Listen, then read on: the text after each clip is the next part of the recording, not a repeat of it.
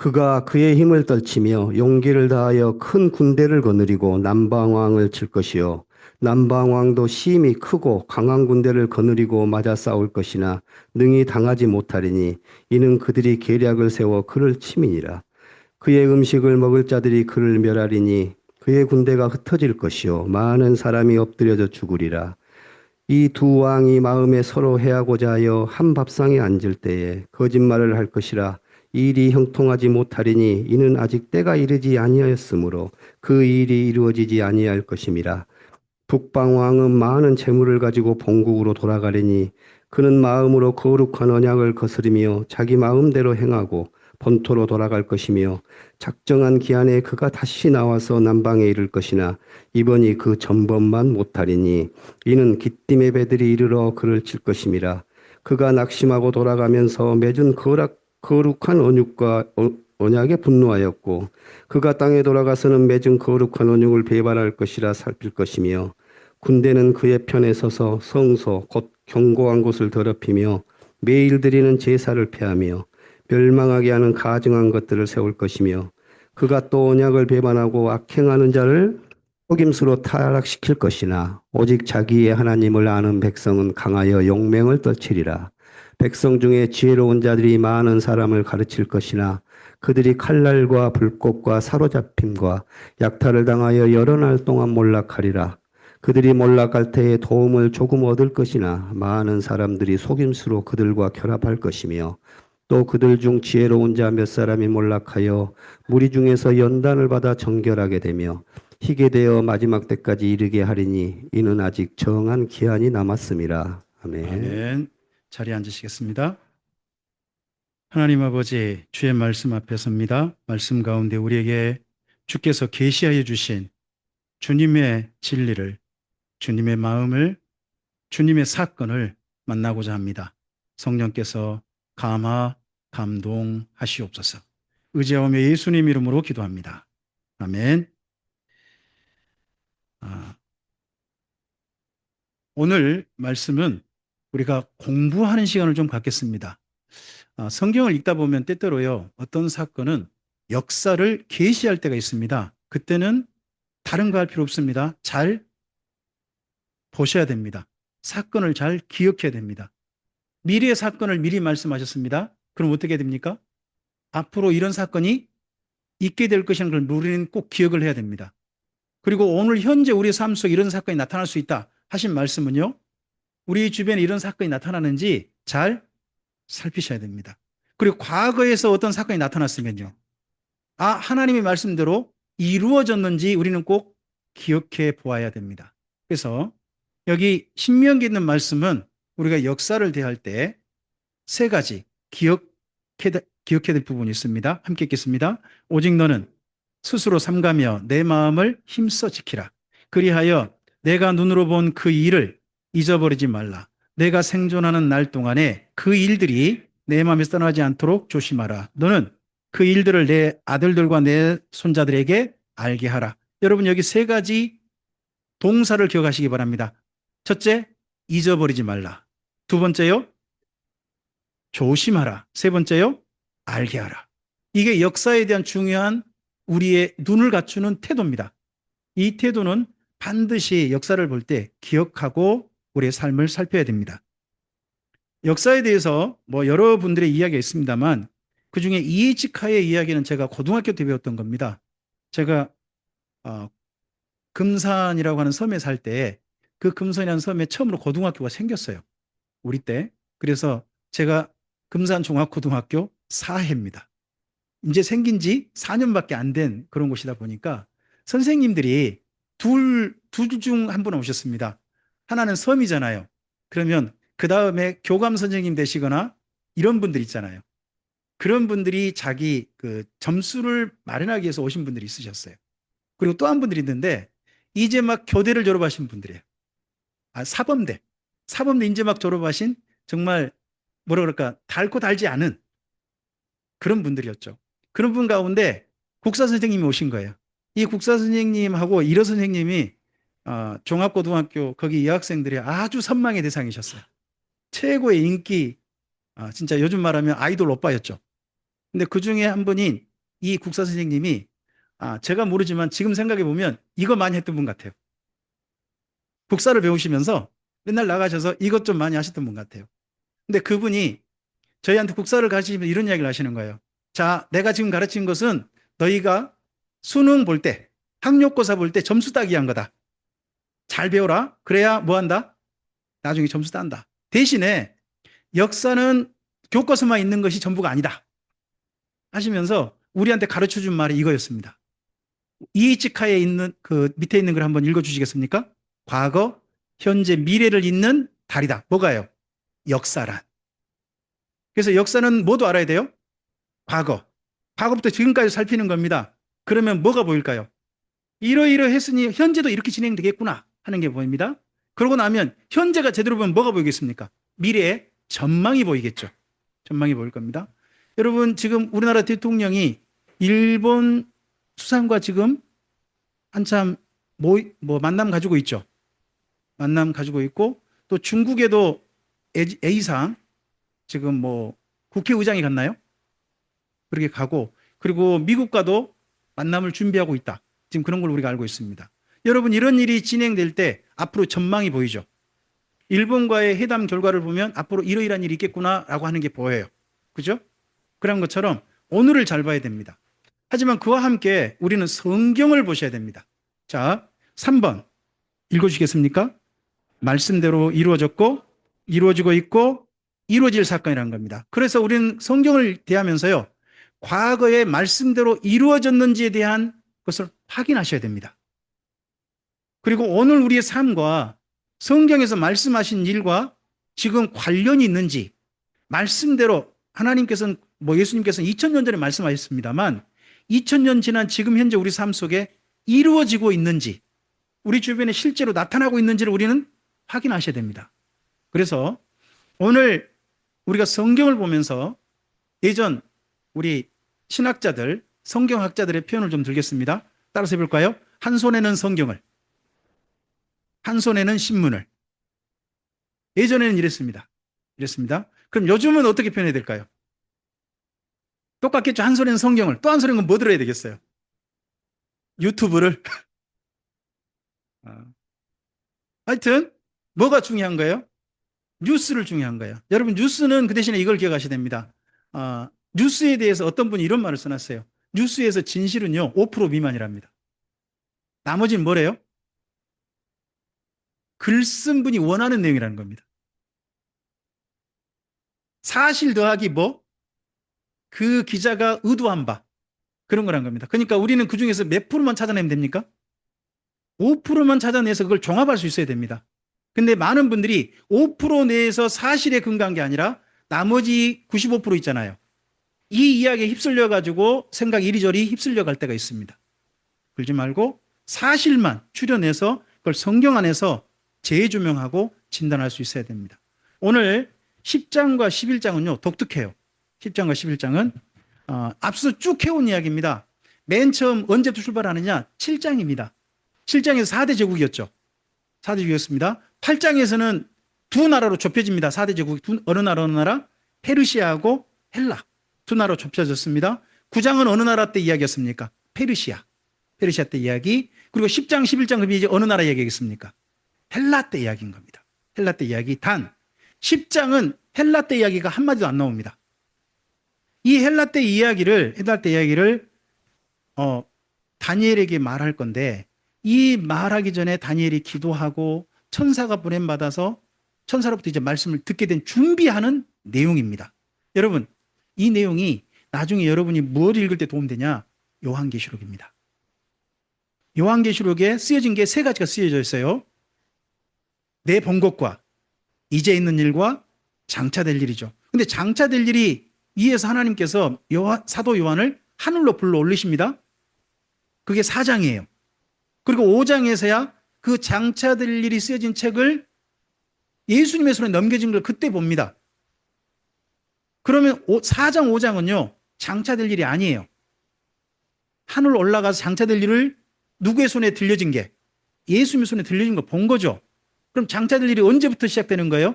거기에 예수님께서 책을 열으세요. 그게 6장부터입니다. 그런 것처럼 여기 10장은요, 페르시아 지나서 헬라 제국 때 이런 사건이 있을 것이다 하는 것에 대한 먼저 준비입니다. 준비. 계시를 받을 준비. 그리고 실제는 몇 장이 실제 계시라고요? 11장입니다. 11장인데 많은 분들이 여기 11장 때문에 고민합니다. 왜냐하면 너무 정확해요. 역사가 너무 정확한 거예요. 그러니까 많은 분들이 고민하는 거예요. 이게 정말 다니엘이 받았을까? 아니면 다니엘 후에 누군가가 다니엘의 이름을 빌려가지고 역사를, 혹시 이 역사 실제 후에 다니엘서 뒷부분을 기록했는가 하는 고민을 하는 거예요. 그 정도로 정말 정밀해요. 정확해요. 그 내용을 조금 저도 여기 부분들을 실제 역사를 좀 살펴보고 했습니다만 정확하게 대입시키기가 쉽지 않았어요. 근데 이것들을 대입시켜 본 분들의 도움을 좀 받았습니다. 특히 노호 목사님께서 11장을 가지고 역사와 이 부분을 말씀을 가지고 연결했던 부분을 제가 좀 여러분께 좀 소개를 일단 하겠습니다. 여러분 10장 1절을 좀 보시기 바랍니다. 10장 1절. 바사왕 고레스 제3년에 한 일이 벨드사살의 이름은 다니엘에게 나타났다고 합니다. 여러분 이런 연도 소개하면 좀 곤란하죠. 다니엘이 실제 경험했던 것처럼 쓰고 있잖아요. 저는 그래서 10장 때문에 여기 11장도 다니엘이 받은 계시로 저는 믿습니다. 다니엘 개인 경험으로 다 이야기하고 있거든요. 다니엘 개인 경험으로. 그래서 다니엘이 분명히 알았답니다. 그리고 2절부터 이하 보시면 다니엘이 기도하죠. 3주간 기도하잖아요. 3주간 기도. 이 고레스 왕 제3년에 시작한 기도가 그 이후에 이어졌다고 좀 봅니다. 이스라엘 민족이. 근데 이스라엘 민족은요, 이 이후에 3주간 기도한 일이 없어요. 전통 속에 3주간 기도가 없어요. 하루에 3번 기도있죠. 이건 해요. 그리고 이스라엘 민족이 전통을 따라서 4월, 5월, 7월, 10월에 금식은 해요. 그건 금식은 하나, 여기 10장에 있는 이건 이어진 전통이 아니에요. 전통이 아닙니다. 근데 세일 동안 기도하죠. 이것 때문에 요즘 우리나라에서 다니엘 새벽 기도회라든지 다니엘 기도 이런 거 하잖아요. 네. 얼마 전에 지난번에 소개해 드렸습니다만 한 교회에서 이걸 국제적인 행사로 하다가 거기 행사를 진행하시는 준비해 가시는 분 중 스텝 한 분이 세상을 떠났죠. 바로로. 그 사건이 있었어요. 그래서 그 사건을 제가 한번 소개한 적이 있습니다. 근데 그 일을 위해서 한 천사가 와서 다니엘에게 계속해서 말씀합니다. 11절에 여러분 밑줄 좀 그어보실까요? 먼저 지난번 밑줄 그으셨나요? 1절에 깨달으니라 그분 밑줄 그으셨나요? 1절에 그 환상을 뭐 했다고요? 깨달으니라 거기에 밑줄 그어보세요. 그 다음에 11절 있죠?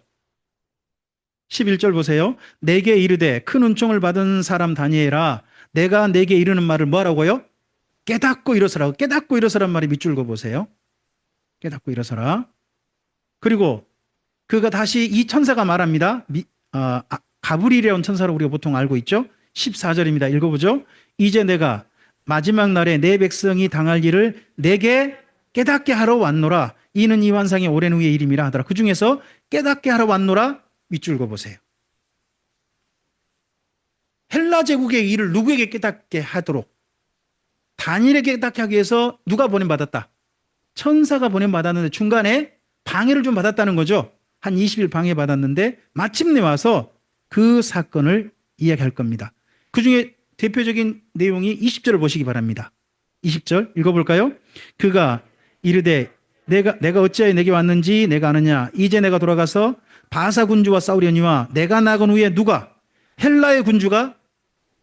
지금 현재는 이 당시에는 10장 당시에는 세상의 주도권이 어느 나라에 있었을까요?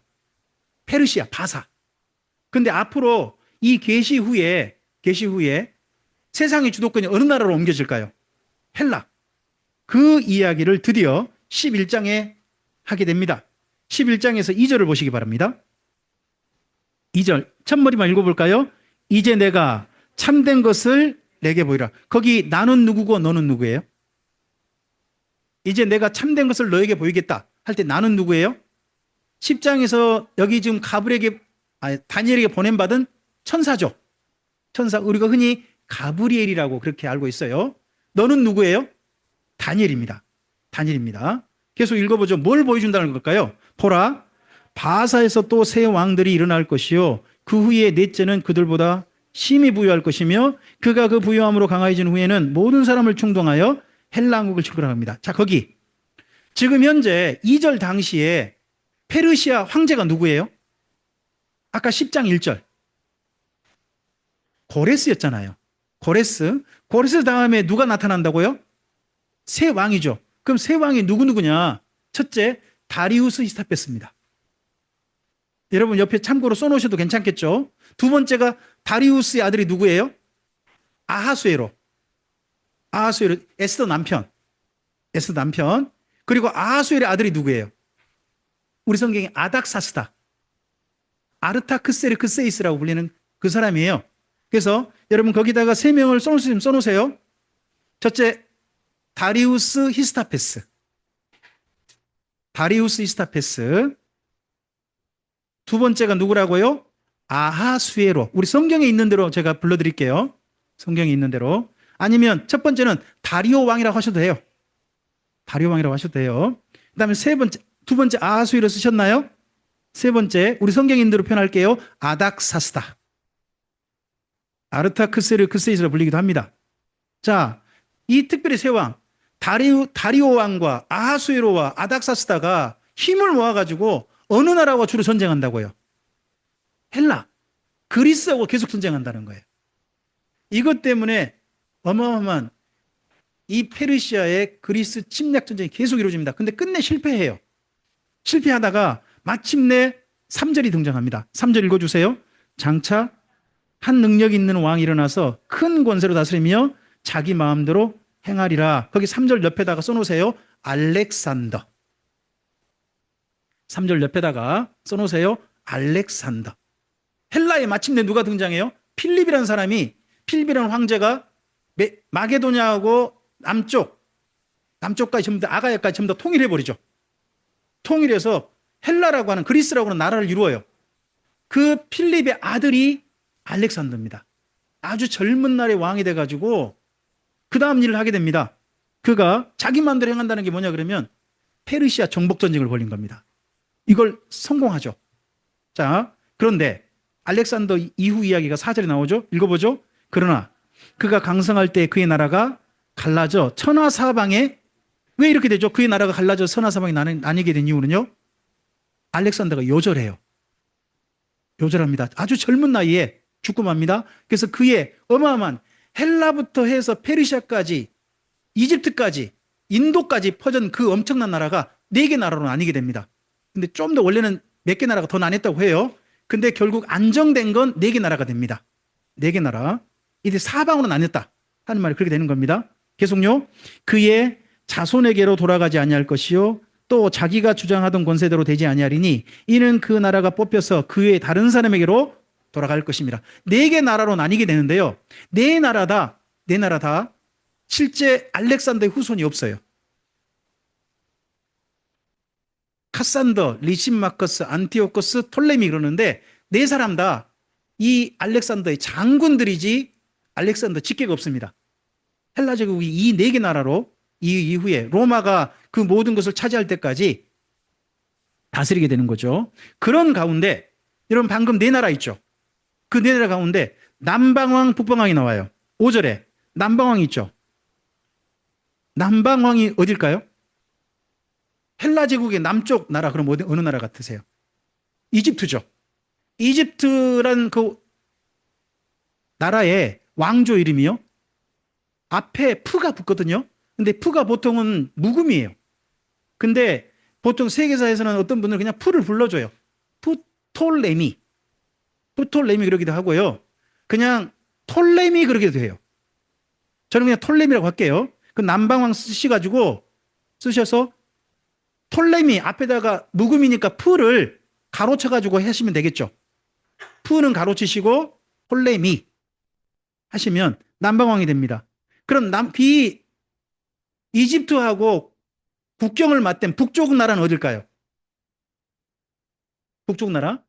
그 나라가 안티오코스 제국이었습니다. 근데 안티오코스 제국이 이 주변 나라의 침공을 받아서 가장 큰 땅덩어리거든요. 이 나라가 점령당합니다. 그 중에 주도에 있던 나라가 바로 남방왕, 톨레미 왕조가 이곳을 전체를 장악하게 됩니다. 그래서 자기 나라 장군을요, 이 안티오코스 나라의 전체 총독으로 보내게 됩니다. 자, 그래서 거기 북방왕이 있죠. 북방왕은 사실은 안티오코스가 아닙니다. 그 다음 왕조거든요. 총독으로 보낸 사람이 내가 이 넓은 땅을, 우리나라보다 더 넓은 땅에 내가 왜 총독으로 있어야 내가 황제가 되고 말지 하는 거예요. 이 사람이 셀류코스입니다. 그래서 북방왕이 있죠. 북방왕에다가 셀류코스라고 쓰세요. 셀류코스. 이 두 나라가 서로요, 할 때, 남방왕이 볼 때 자기 나라 장군이요, 자기를 배반한 거잖아요. 그러잖아요. 그럼 남방왕이 가만히 있으면 돼요, 안 돼요? 어떻게 해야 되겠어요? 치러 올라가죠. 치러 올라가서 맨 처음에 남방왕이 훨씬 더 힘이 세요. 그래서 이쪽 셀류코스 왕조가 상당히 많이 밀립니다. 그때 별 수 없이 북방왕이 남쪽한테 화해를 요청해요. 우리 싸우지 말자. 왜요? 힘이 약하니까. 그러니까는 이 남방왕이 자기 공주를 보내가지고 저쪽을 계속해서 장악하려고 합니다. 여러분 거기 공주란 부분이 나옵니까? 6절에. 공주 나오나요? 거기 공주란 밑줄 긋고 써놓으시겠습니까? 맨 처음 보냄받은 공주가 베로니카입니다. 베로니카. 유럽 이름들 중에 좀 제법 많이 익숙한 이름 아니세요? 베로니카. 근데 이 공주가 암살당해요. 암살당해버립니다. 북방왕이 이 셀류쿠스 왕조가 이 공주에 대해서 가만히 있지 않는 거죠. 가만히 있지 않아서. 그 다음 다시 그 다음 공주 또 보냈는데 거기 7절 있죠. 7절. 그 공주의 본적에서 난 자 중에 할 때 이 공주는요, 앞서 또 베로니카가 또 달라요, 사실은. 여기는 옆에다가 써놓겠습니다. 여러분 익숙한 이름일 거예요. 라오디케. 어디 많이 들어보지 않으셨어요? 라오디게아 있죠? 그런 식의 공주 이름을 따는 그런 거 있잖아요. 그런 게 여기 있습니다. 그렇게 해서 북방과 남방이 계속 싸워요. 싸우다가 중요한 건요, 이렇게 싸우다 150년을 가게 되는데요, 한 사람이 나와요. 그게 20절 이하입니다. 20절 이하. 거기에 먼저 20절에 첫 번째 왕이 나옵니다. 북방왕이 있어요. 그 사람은 20절에 나오는 북방왕은 셀류코스 4세라는 사람입니다. 근데 성경은 누구를 봐야 되느냐? 21절 있죠. 21절에 비천한 자 밑줄 그으시겠습니까? 21절에 비천한 자. 일부러 성경은 그렇게 표현했어요. 이 사람을 비천한 자라고 표현했어요. 그러니까 이스라엘 민족이 감정이 들어있잖아요. 이 사람에 대한 감정. 근데 그 사람 쓰고 옆에다 쓸 수 있으면 쓰세요. 안티오코스 4세. 안티오코스 4세. 라고 쓰시고, 이 사람이 자기를 부르는 이름이 있어요. 자기를 부르는 이름. 별명이에요, 별명. 너희들은 나를 이렇게 불러! 하는 거예요.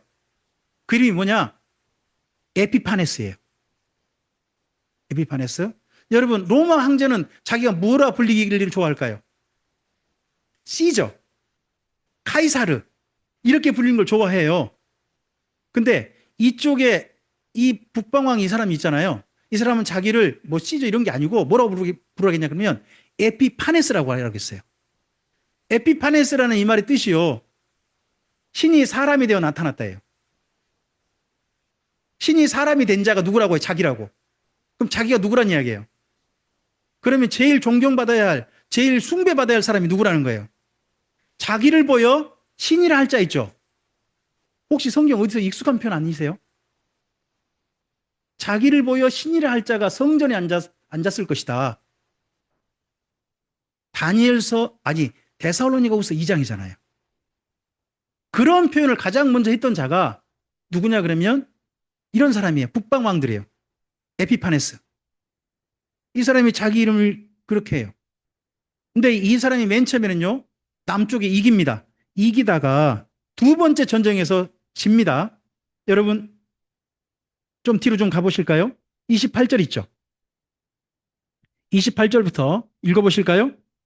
북방왕은 많은 재물을 가지고 본국으로 돌아가리니 그는 마음으로 거룩한 언약을 거스리며 자기 마음대로 행하고 본토에 돌아갈 것이며 작정된 기한에 그가 다시 나와서 남방에 이를 것이나 이번에는 여기 남방이 어디예요? 또 이집트 쳐들어간 거예요. 또 이집트 쳐들어갔는데 전번만 못하리니 30절요. 이는 기띔의 배들이 이르러 거기 기띔의 배들 밑줄 긋고 기띔의 배들 거기 있죠. 밑줄 긋고 로마 함대라고 가세요. 로마가 카르타고의 전쟁, 이 전쟁에서 드디어 완전히 승리하고 지중해를 장악한 거예요. 장악하고 그때부터요 동진 정책을 펼칩니다. 그러다 보니까 카르타고 바로 옆이 어디냐 그러면 여기 이집트예요. 그래서 이집트를 점점 점령해 들어오는 거죠. 이때 정도의 남방왕은요 우리에게 익숙한 사람의 아버지나 어머니일 가능성이 높아요. 여러분 클레오파트라라고 기억나시나요? 이 이후에 클레오파트라가 등장하는 거예요. 그러니까 클레오파트라 등장하기 전 그때 정도라고 생각하시면 돼요. 바로 직전 그때 정도의 남방에 이 로마가 온 겁니다. 이 이후에 클레오파트라는요 나중에 로마에 쟁쟁한 사람들과 연인이 됩니다. 한 사람과 연인이 아니죠. 한 세 사람을 돌아가면서 연인이 되는 뭐 그런 일이 앞으로 또 있게 됩니다. 근데 그와는 상관없이 중요한 성경 어디를 가면 이 북방왕 안티오코스 4세 에피파네스 이 사람이 한 겁니다. 이 덕분에 전쟁에서 실패를 해요. 정복전쟁에서. 그러다 보니까 30절 이하 읽어볼까요? 이는 기띔의 배들이 이르러 그를 칠 것임이라 그가 낙심하고 돌아가면서 맺은 거룩한 언약에 분노하였고 자기 땅에 돌아가서 맺은 거룩한 언약을 배반한 자들을 살필 것이며 군대는 그의 편에 서서 성소 곧 견고한 곳을 더럽히며 매일 드린 제사를 피하며 멸망하게 하는 가정을 세울 것이며 32절까지요. 그가 또 언약을 배반하고 악행하는 자들을 속임수로 타락시킬 것이나 오직 자기의 하나님을 아는 백성은 강하여 용맹을 떨치랍니다. 여기 북방에서 이 안티옥 제국의 셀루쿠스 왕조가 쳐들어 내려갈 때 여러분 군대가 정복전쟁할 때 전쟁 준비 자금이 많이 들었겠죠. 많이 들었을 거 아닙니까? 전쟁 실패하면 어떻게 될까요? 그것 때문에 나라에 큰 충격이 오게 됩니다. 실패하게 되면 비용 마련해야 되니까. 미국도 우크라이나에 그동안 쏟아부어준 군대 그거 있으니까 우크라이나한테 내놓으라 그러잖아요. 현 미국 대통령 아니어도 내놓으라고 합니다. 그렇게 됩니다. 이건 당연히 내놓으라고 하는 거예요. 근데 이 사람이 지금 전쟁 준비해가 실패했잖아요. 그러면 뭔가 충당해야 될 거 아니에요. 그 비용을 손실보상을 해야 될 거 아니에요. 어디를 타겟으로 했느냐? 예루살렘을 타겟으로 해요. 거기 31절에 성소 곧 견고한 곳 밑줄 긋고 예루살렘 성전이라고 하시겠습니까? 예루살렘 성전에다가 그것을 먼저 더럽혔다는 거예요. 성전을 더럽힌 거예요. 어떻게 하는 게 성전을 더럽히는 걸까요? 첫째, 성전에서요 제우스 신상을 세워버려요. 성전에다가. 그리고 누구한테 제사를 바치게 해요? 제우스한테. 제우스는 어떤 제물을 받는 걸 좋아할까요? 제우스 신은. 헬라 신은요 자기 취향 따라 먹는 게 달라요. 받는 제물이 다른데 제우스 신은 어떤 제물 받는 걸 좋아할까요? 그게 돼지예요. 돼지. 이스라엘 민족이 그렇게 혐오하는 돼지. 돼지 피를 돼지를 제물로 바치고 뿌리게 하는 거예요. 이 기간이 더럽혔던 기간이 3년 반이에요.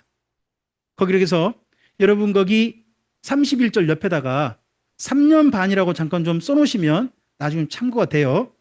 더럽혔다. 두 번째, 매일 드린 제사를 피했다 그러죠. 누구한테 바치는 제사였겠어요? 하나님께 바치는 일상 번제가 폐해져 버려요. 폐해져 버리고 멸망하게 하는 가정을 세웠다는 그 말이 뭐예요? 제우스 신상을 세우는 거예요. 그리고 하나 더 해요. 32절 있죠. 32절 그가 또 언약을 배반하고 악행하는 자들을 속임수로 타락시킨다 그러잖아요. 거기다가 밑줄 긋고 헬라화 정책이라고 쓰셔도 괜찮아요. 헬라화. 여러분 우리나라가 일제강점기 때 일제강점기 마지막에 문화정책이라는 것을 일본이 펼쳤어요. 그게 뭐죠? 우리나라 사람을 일본 사람 만드는 정책이에요. 그러다 보니까 성씨를 어떤 성씨로 그리고 학교에서 어느 나라 말 배우게 일본 말 배우게 일본식 문화로 전체를 바꾸고 갔던 정책 하잖아요. 일본 사람 만드는 정책. 그거에 많은 사람들이 굴복해버린 특히 기독교 가운데 굴복한 사람들이 많았어요. 그게 참 안타깝죠. 그러면서 이제는 누구한테 절하라고 그래요? 그 문화정책 때 천황한테. 그러다 보니까 동쪽을 향해서 우리나라의 동쪽이 일본이잖아요. 그러니까 동쪽을 바라보고 뭐하게 만들어요? 절하게 만들어요. 교회나 어디나 다 절하게 만드는 거예요. 아마 절에서도 절했을 것이고 절은 원래 절하는 데인가요? 교회도 절하고 다 절하게 만든 거예요. 그렇게 절하는데 교회도 절한 거죠. 여러분 불교는요 그 천황한테 절해도 별로 상관없어요. 불교는 다른 신 다 인정하니까. 근데 교회는 인정하지 않는데도 교회마저도 절하게 만들었고요. 절하지 않는 모든 교회들은 폐쇄시켜 버렸습니다. 그때 폐쇄된 교단이 우리 교단입니다. 성결교단이 일본에 이거 하지 않고 버티다가 폐쇄당했어요. 그런 일도 있었습니다. 근데 여기도 마찬가지입니다. 헬라화 정책을 펼쳐가지고 이게 명분이죠. 이걸 명분하되 실제로 뭘 했을까요? 성전을 약탈하는 겁니다. 이런 건 다 명분이고요. 성전을 약탈하는 겁니다. 성전 속에 뭐를 가져가는 거예요? 거기 있는 보물들을 싹 가져가서 손실을 좀 비용을 보충하려고 했던 거예요. 이 일들이 이스라엘 민족에게 끔찍한 일이 됩니다. 그랬을 때 여러분 끝까지 저항한 사람들 있죠. 거기 32절에 오직 자기 하나님을 아는 백성은 강하여 용맹을 떨치려 하잖아요. 거기다가 마카비 항쟁이라고 쓰시겠습니까? 마카비 항쟁. 마카비가 철퇴입니다. 철퇴. 유다라는 사람이 철퇴를 잘 썼답니다. 그래서 유다 마카비인데 마카비 항쟁. 이 때문에 나중에 이 마카비 가문이 이 유다의 가문이 나중에 하스몬 왕조라는 왕조를 이루게 됩니다. 일단은 여기 유다 마카비 항쟁으로 쓰시고요. 그 다음에 33절 있죠. 33절 34절 읽겠습니다.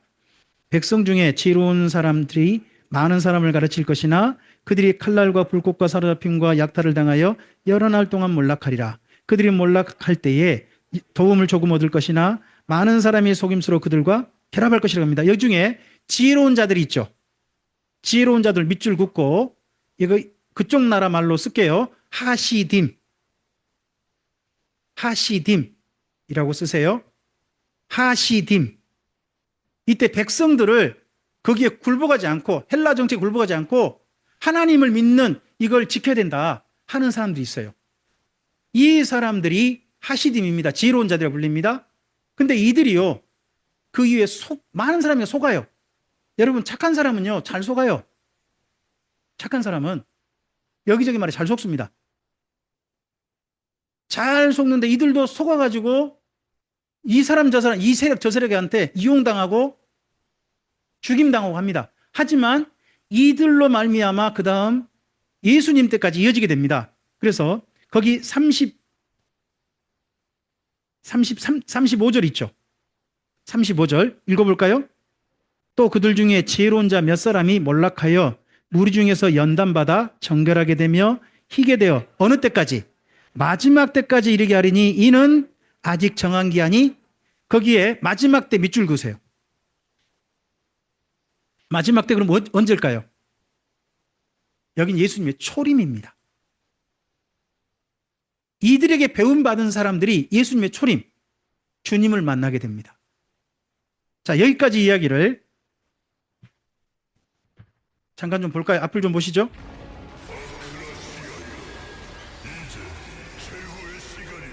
죄송합니다. 안녕하십니까, 알렉산드로스입니다. 이전 영상에서 저희 정복전쟁에 초점이 맞춰지다 보니 조금 아쉬운 면이 없지 않았습니다. 그래서 이번 시간에는 저에 대한 또 다른 모습을 짧게나마 보여드리려고 합니다. 안녕하십니까. 아리스토텔레스입니다. 저를 잘 모르시겠지만 교과서에서 이름은 들어보셨을 겁니다. 저는 알렉산드로스의 선생님이었습니다. 알렉산더는 누구한테 배웠다고요? 아리스토텔레스. 아리스토텔레스를 스승 삼았던 분이 알렉산더였습니다. 제가 알렉산드로스를 3년 정도 가르쳤는데 저의 영향 때문인지 알렉산드로스는 그리스 문화를 정말로 사랑했습니다. 제가 페르시아 원정을 떠날 때는 예술가, 건축가, 지리학자, 동식물학자, 측량 기사 등등 전쟁과 직접적인 관련이 없는 사람들도 많이 데리고 다녔습니다. 이들을 통해 그리스 문화를 퍼뜨렸고 또한 이들을 통해 페르시아의 문화를 배우려고 노력하였습니다. 알렉산드로스 대왕께서는 우리 페르시아 사람들과 잘 지내려고 정말 많은 노력을 하셨습니다. 그 예로 페르시아 사람들은 관리로 임명될 뿐만 아니라 그리스 군인이 될 수도 있었습니다. 솔직히 말씀드리면 페르시아의 넓은 영토와 많은 사람들을 우리 그리스인들이 직접 다스리는 것은 불가능하다고 생각했습니다. 하지만 다른 민족에 대한 저의 오픈 마인드는 진심입니다. 그래서 저는 그리스인과 페르시아인의 결혼을 적극 장려. 자, 그리스와 누구? 페르시아 사람들이 뭐를? 결혼 장려 정책 있잖아요. 이걸 또 배운 나라가 있어요. 어느 나라였을까요? 로마요. 로마가요. 백부장이나 천부장 이런 사람 보내잖아요. 총독 보내잖아요. 그럼 잘 보시면 총독이나 백부장의 그 아내나 이런 사람들이 누가인 경우가 많으냐? 현지인인 경우가 많아요. 유다 땅에 총독으로 온 사람도요. 자기 아내가 이스라엘 사람이에요. 백부장도 그러고요. 또 그쪽 종교도 열심히 배워요. 이런 것들을 사실 누가 출발한 거냐? 알렉산더가 출발한 거죠. 이런 걸. 하였습니다. 그리스인과 페르시아인이 서로의 문화를 이해하고 화합하기 위한 방법으로 결혼만큼 좋은 것은 없다고 여겼기 때문입니다.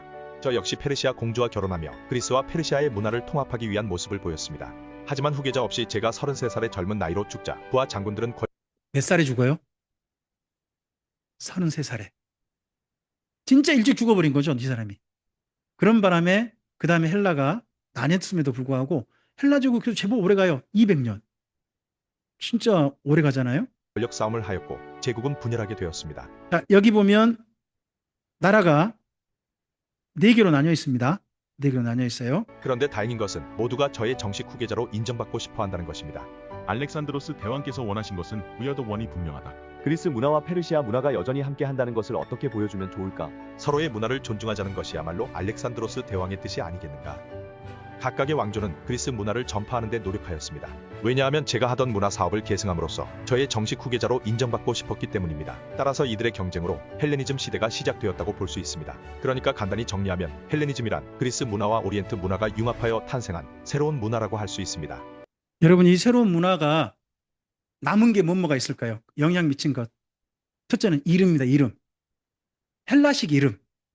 사람들이 헬라식 이름을 가지게 돼요. 여러분, 신약 성경에 보면 마가 요한이 있죠. 마가 요한. 그게 하나는 히브리 이름이고 하나는 헬라 이름이에요. 요한은 히브리 이름이죠. 근데 앞에 마가가 뭐예요? 헬라식 이름이에요. 예루살렘 사람인데 그는 할레파요. 아주 극보수 사람이에요. 그럼에도 불구하고 헬라식 이름을 가지고 있어요. 여러분, 사도 바울은 이름이 2개죠. 사울이 있고 바울이 있잖아요. 사울은 뭐예요? 히브리식 이름이에요. 바울은 뭐예요? 헬라식 이름이에요. 다 가지고 있죠. 이렇게 이름을 2개 가지고 있는 경우가 많습니다. 혹시 마태의 그 헬라식 이름, 마태의 히브리식 이름 기억나실까요? 세리 마태. 마태가 헬라식 이름이에요. 그 사람 이름이 레이예요, 레이. 레이가 히브리식 이름이고요. 헬라식 이름은 마태인 거죠. 이런 것도 다 있습니다. 이름이 첫째 있고 두 번째가 뭐가 있냐? 헬라어입니다. 헬라어. 헬라어가 일반적으로 다 넓게 쓰이는 거죠. 여러분, 지금 전 세계에서 어느 나라 말하면 그래도 어디 가서 일단 좀 이야기를 할 수 있어요? 영어라고요? 좀 말을 바꾸셔야죠, 이제는. 전 세계 가서 어느 나라 말 하면 조금 여러분 말이 통해요? 우리나라 말.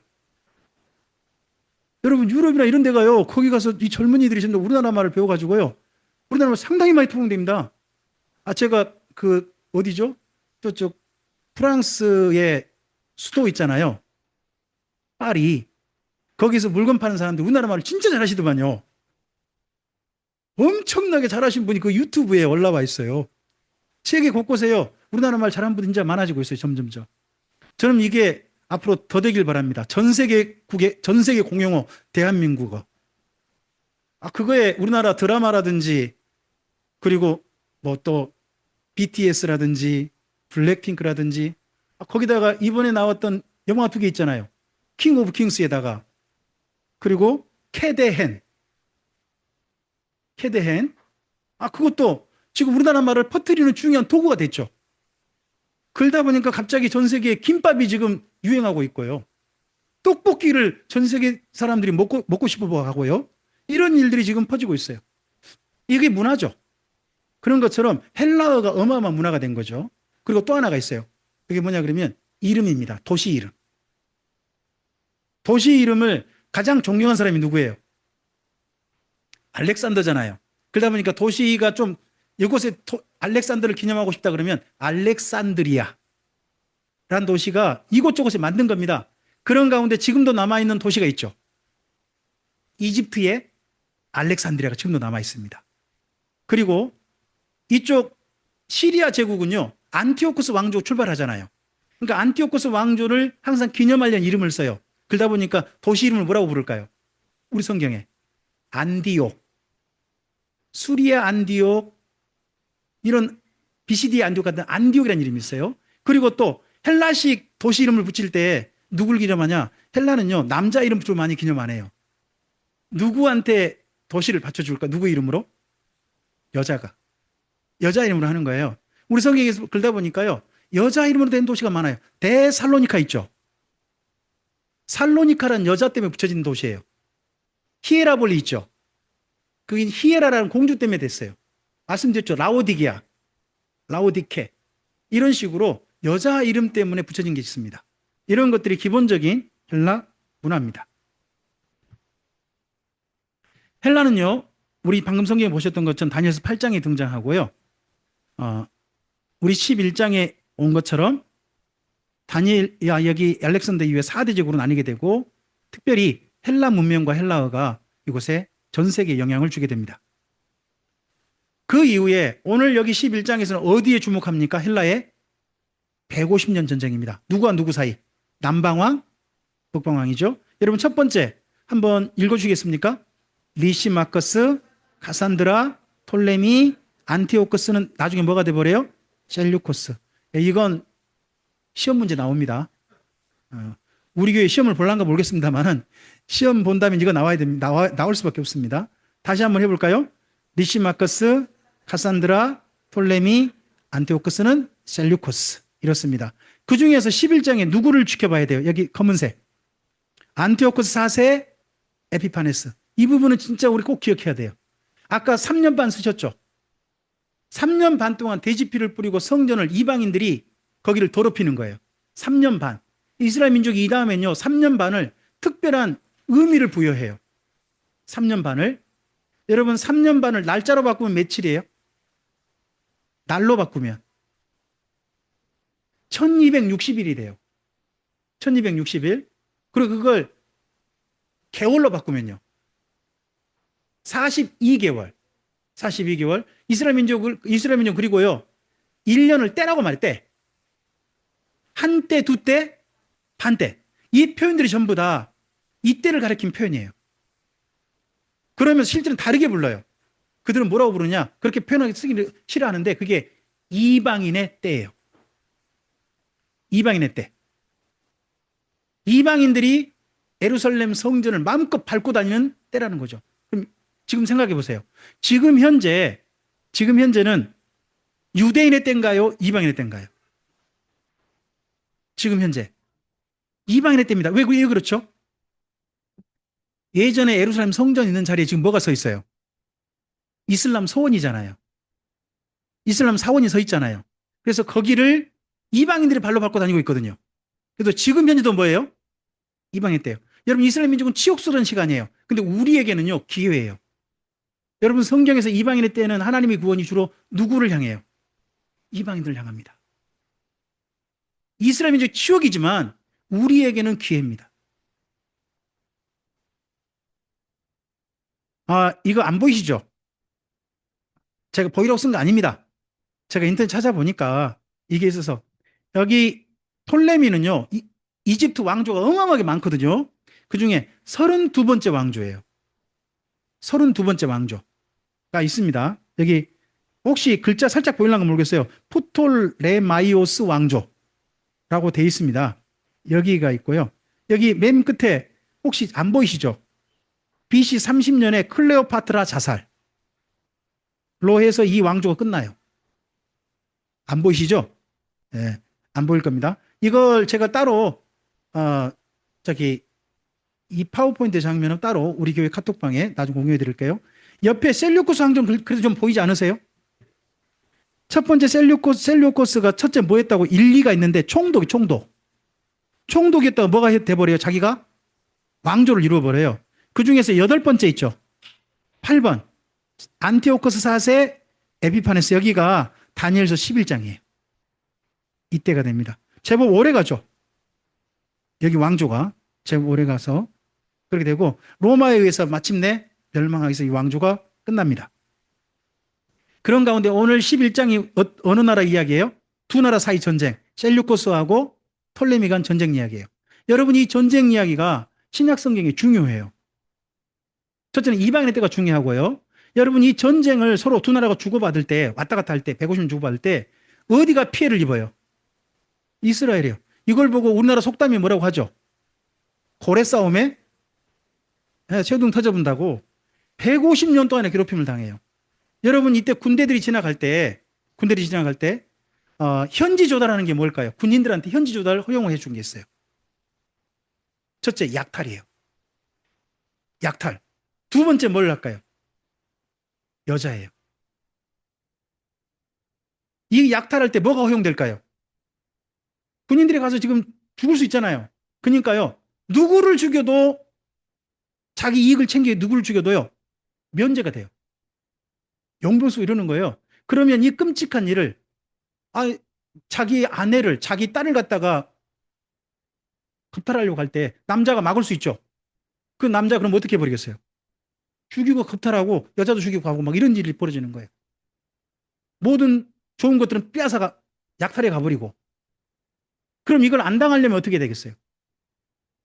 이 사람이 이제 150년 동안 이 일을 계속 겪어야 되는데 매년 당하는 건 아니에요. 한번 내려올 때 당하고 올라갈 때 당하는 거죠. 여러분, 이걸 안 당하려면 어떻게 해야 되겠어요? 첫째, 집에다가요, 국기를 2개 준비하는 거예요.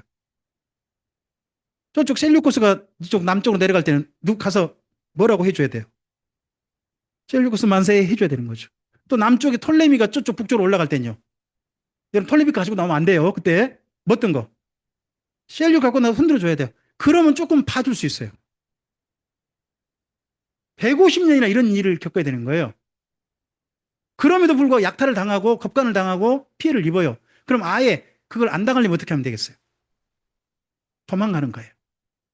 피난 가는 거예요. 어디로 가야 군인들이 안 올까요? 그때 말할 때 산이요, 산. 신약 성경에 보면 이 멸망이 가니까 선 것을 보거든 유대에 있는 자는 다 어디로 도망하라? 산으로 도망하라. 이 말이 이때 나온 말이에요. 이 산이 어딜까요? 예루살렘 아니에요. 예루살렘 도망쳤다가 거기서 약탈당하고 난리 나요. 어디로 도망을 쳐야 이거 안 당할까요? 그게요, 아예 요단강을 건너가야 돼요. 지금 현재 요르단 땅에 그쪽에 도망치면요, 거기는 군인들이 지나가는 길이 아니에요. 산지가 너무 험해서. 거기에서 있는 거예요. 거기서 전쟁을 피하고 있다가 돌아오는 거예요. 여러분, 그때 갔다가 다 돌아올까요? 일부만 돌아올까요? 그럼 도망칠 때, 여러분 그렇게 도망칠 때 뭐가 필요해요? 식량, 입을 거 이런 게 필요하죠. 근데요, 나중엔 꼭 필요하지만 지금 당장은 짐이 되는 게 뭘까요? 우리 권사님 귀에 한 귀걸이나 여러분 손목에 찬 시계나 이런 것들은요, 그 자리에 가서 굳이 필요하지 않아요. 그럼 어떻게 해야 돼요, 이거? 나중엔 꼭 필요해요. 특히 집에 돈 많이 모아놨으면. 이거 진짜 필요하죠. 근데 현지에 가면, 거기 가면 돈을 뭐 살 수 있는 게 없어요. 그럼 이 돈을 어떻게 해야 돼요? 자기만 아는 곳에 숨겨놓는 거예요. 숨겨놓다 보니까 나중에 신약성에 무슨 말이 나오냐? 감추어진 보호란 말이 나와요. 그렇게 도망쳤다가 뭐 한 거예요? 일부 어떤 사람이 못 돌아본 거죠. 그러면 그 묻혀놓은 것은 그냥 시간이나 그대로 간 거죠. 어떤 사람이 자기 밭 깊은 곳에 감췄는데 한 사람이 다른 사람의 밭을 소작하다가 임대로 그 파다가 뭐가 갑자기 뭐 한 거예요? 땡그랑 한 거죠. 근데 봤더니 얘는 항아리가 나오거나 이런 게 나온 거지. 그걸 보고 뭐라고 불러요? 감춰진? 이런 이야기가 신약성경에 가니까 이 부분들을 기억해야 되죠. 뭐가 세워졌어요? 제우스 신상이에요. 여러분 뒤에 지금 앞에 보기엔 배경화면이 뭐냐 그러면 이게 올림피아 저쪽 그리스에 세워놓은 제우스 신상이에요. 제우스 옆에는 뭐가 있어요? 독수리가 있고 그리고 손에 이거 지팡이 잡고 있잖아요. 이 지팡이에서 나오는 게 뭘까요? 번개. 그래서 번개신이라고 불리죠. 이 제우스 신상을 성전에 세워놓은 거예요. 예루살렘 성전에다가. 이 사건이 가장 먼저 출발한 게 뭐예요? 므낫세가 예루살렘 성전에다가 아세라 목상을 세웠죠. 그리고 또 여기 지금 현재 우리 성경 다니엘 11장이에요. 누가요? 안티오코 4세가 제우스 신상을 세웠어요. 그다음에 이 다음에 역사가 또 이루어져요. AD 70년에. 성전에 누가 세워져요? 강도 때. 이들이 성전을 차지하게 서로 싸워가지고 이번엔 강도 때 피가 흘려요. 재물의 피가 흘리는 게 아니라. 그러다가 예루살렘 망해버립니다. 그리고 성경에 한 번 더 예언되어 있습니다. 맨 끝에. 저는 이가 적 그리스도로 봅니다. 언젠가 성전에 이제 누가 섭니까? 내가 하나님이다 하는 자가 설 거라는 겁니다. 이게 데살로니가후서 2장이고 요한계시록 13장이 될 것입니다. 자, 이로 말미암아 여기 지금 방금 우리 읽었던 내용을 좀 잘 보시기 바랍니다. 멸망에 가져간 것이 몇 년 갔어요? 3년 반을 뭐라고 부른다고요? 그들 말로 이방인의 때. 기억하시기 바랍니다. 그리고 이 때문에 뭐가 있어요? 이스라엘 민족 중에도. 그러니까 쉽게 말하면 친일파 생긴 거 있잖아요. 그런 게 있고 용맹자, 끝까지 독립운동한 사람이 있단 말이에요. 독립운동한 사람들 뭐라고 불렀어요? 마카비 항쟁이라고 불렀죠. 그 다음에 또 누가 있었나요? 지혜로운 자들이 있었어요. 근데 이들이 예수님 때로 오면요, 이들이 서로 야합해요. 서로 이쪽 저쪽으로 이합 집산해요.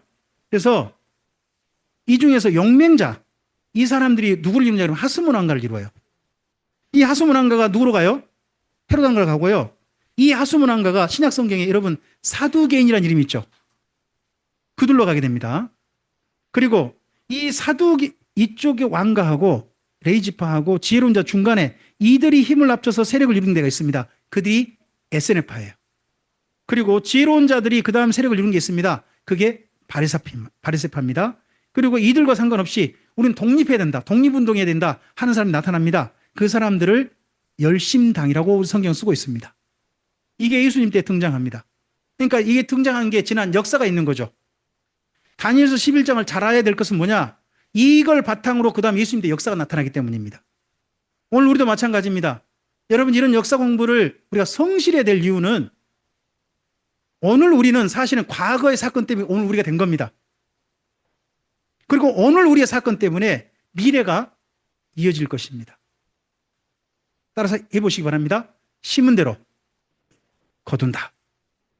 역사는 그렇습니다. 여러분께서 여러분의 삶에 심은 대로 그것이 후손들에게 물려질 것입니다. 그러니까 오늘을 잘 심었으면 좋겠습니다.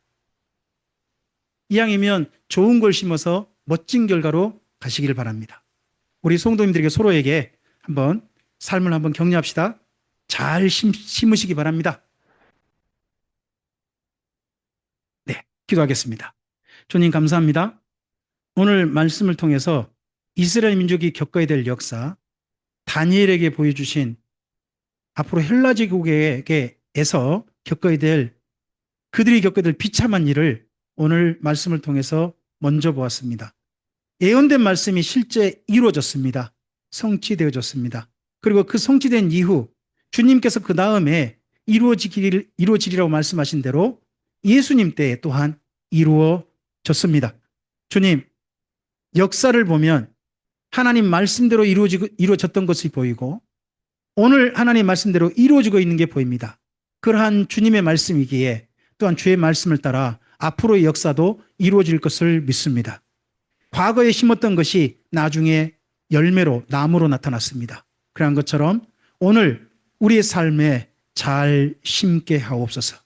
그래서 우리 이후에 아름다운 열매로 거두는 주께서 베푸신 은혜의 길로 나아가는 역사가 있도록 우리의 인생길 걸음걸음을 인도해 주시옵소서. 의지하오며 예수님 이름으로 기도합니다. 아멘.